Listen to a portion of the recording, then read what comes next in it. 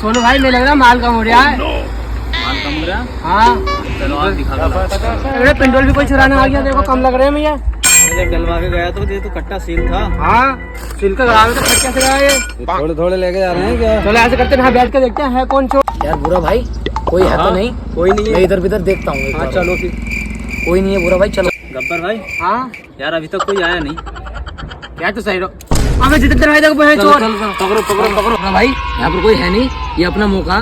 चलो जलेबी उठाओ चलो।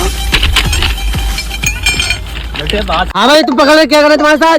साहब मेरी गलती हो गई, आज के बाद नहीं करूंगा ये। चल ला 20,000 रुपये ला। सर 20,000 तो नहीं है, 10,000 रुपए ले लो। 10,000 में काम नहीं चला भाई, 20,000 ला बिल्कुल।